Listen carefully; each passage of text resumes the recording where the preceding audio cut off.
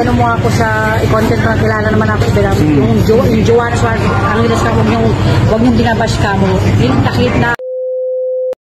Hello mga Kalingap! Mega love shoutout po sa lahat-lahat at syempre shoutout din po kila Kuya Bal, Ate Edna at Kalingap Rab. Ito na naman po ang inyong lingkod, Kalingap Maymay. Shoutout sa aking mga kumari dyan, hindi ko na po kayo maisa-isa. Alam ko na lagi po kayong nandyan po sa aking live, sa aking mga upload at alam nyo kung sino-sino po kayo mga Kalingap. Maraming salamat po sa inyong lahat. At syempre sa mga bago ko pong subscriber, maraming salamat po sa inyong lahat at sa mga tatangkilik nyo po sa aking mga upload at video upload. Ayan mga Kalingap. At syempre sa aking live, no, araw-araw na pagla-live kahit walang yung aking pagla-live ay naandyan po kayo lagi sa aking live mga Kalingap. So ayun guys, no, panibagong reaction tayo dito sa live ni Kuya Bal Santos Matubang at nandoon nga sila sa Hong Kong ngayon. Ayan, nakita nyo naman yung thumbnail ko dyan guys na itong si Johanna na bida-bida. Shout out sa'yo Johanna. Ayan, si Johanna Angelis. Ayan, aka yung Johanna Ramos ba yun mga Kalingap? I don't know, basta yan po ay ayaw po yan kay Eds. Actually po meron na akong reaction sa kanya, no, pero re-reactionan pa rin po natin kasi nga ay natatawa na lang ako sa kanya guys. Talaga lamang kagabi ay parang Armalite ang kanyang bibig, no, pabalik-balik, paulit-ulit ang kanyang mga sinasabi na talagang gustong-gusto niya ipagtanggol siya nila Kuya Bal at nila Starax or sino pa mang mga charity vlogger na kasama niya po doon sa Hong Kong. Ayan. Pero maraming salamat guys. Syempre nakaisa siya, no. Kahit nasabihin pa nating basher po siya. Ayan, no, sabi nga ni Kuya Bal, patawarin siya mga Kalingap. Kung nakapagsalita pala siya ng hindi maganda kay Papa Eds no mga time na may issue po si Papa Eds dito sa may mga girlfriend daw si Papa Eds. Aywan kung sino.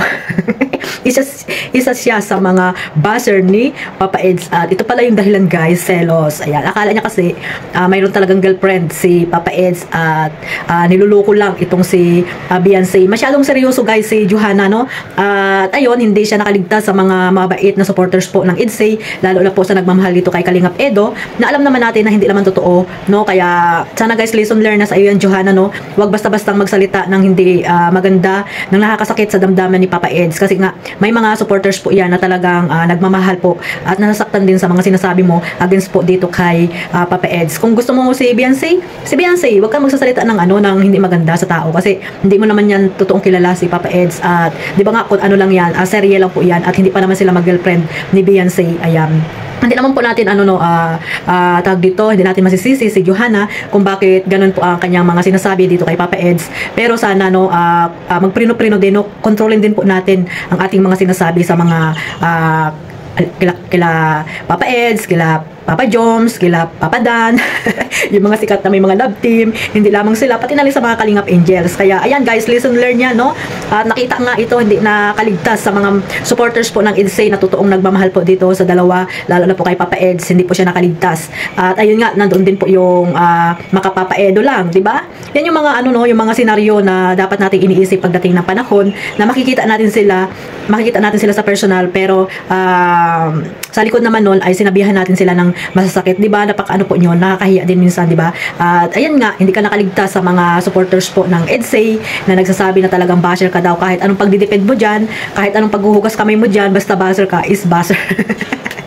Sinong maliniwala sa iyong hindi ka basher, nakikita nga yung mga comment mo na kung ano-ano dito kay Papa Eds, di ba? Dahil sa pagsiselos mo na walang katuturan ay nakakapagsalita ka ng hindi maganda sa isang tao, di ba? Pangit po yan mga Kalingap. Kaya sabi ko nga, huwag po kayong mangbabas mga Kalingap kasi nga pagdating ng panahon, makikita nyo po or makakasalamuhan nyo po ang mga love team, di ba? Hindi lamang ang mga love team, pati na yung mga charity vlogger. Ayan, sila Kuya Bal, Ate Edna, Kalingap Rab, at sino pa dyan mga Kalingap. Kaya iwasan po natin yung mambas po tayo ng mga taong hindi naman natin sila kilala at nakakasama 24/7, di ba mga Kalingap? Kaya suportahan lang po tayo, no? Manood lang po tayo at huwag po tayong magpakaseryoso kasi nakaka-stress po yan mga Kalingap. Huwag tayong magseryoso sa mga napapanood po natin. Katulad niyan, di ba? Lalo ka na-stress.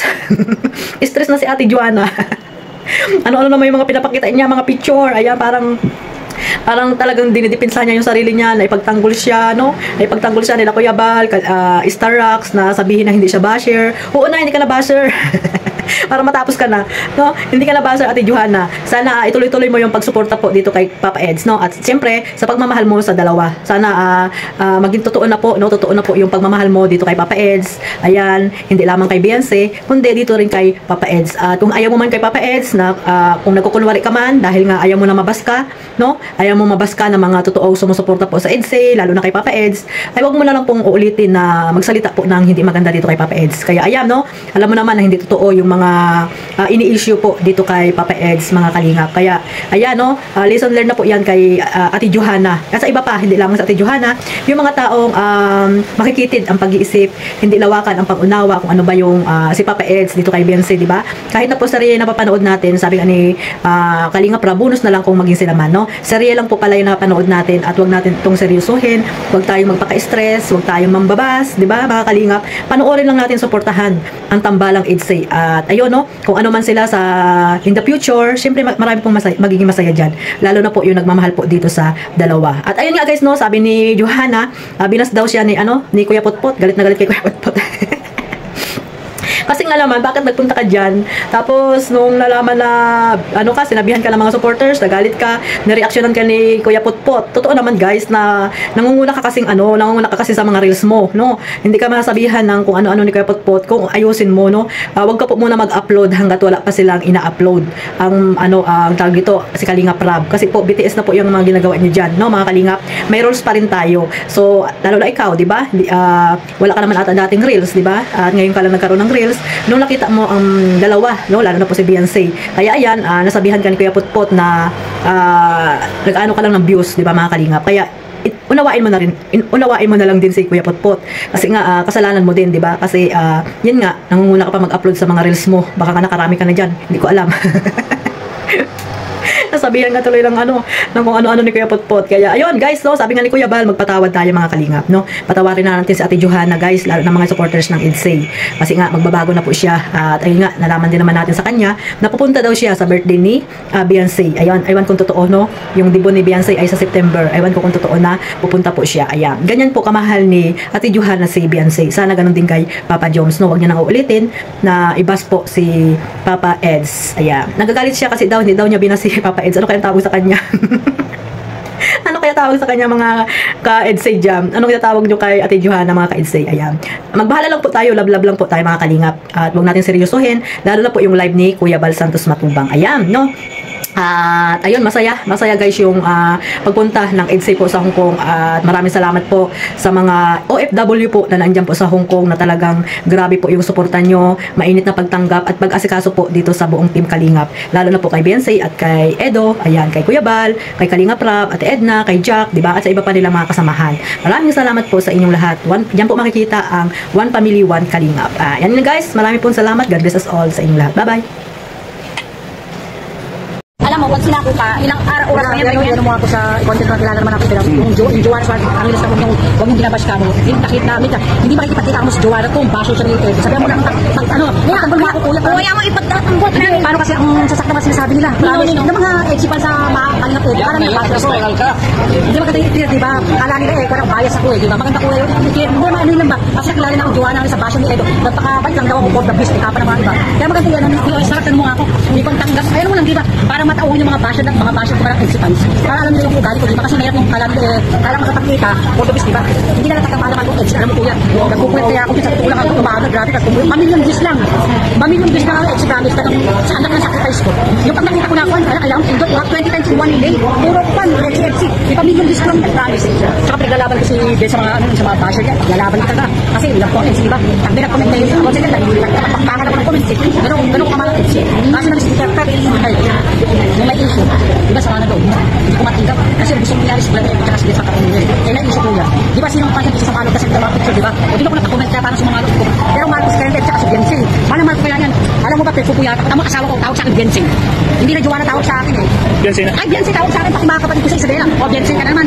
Edsi ka na naman. Kasi lagi bukang bibig ko ba Edsi. Tapos lagi akong Edsi. Ay, Edsi, siyempre ko.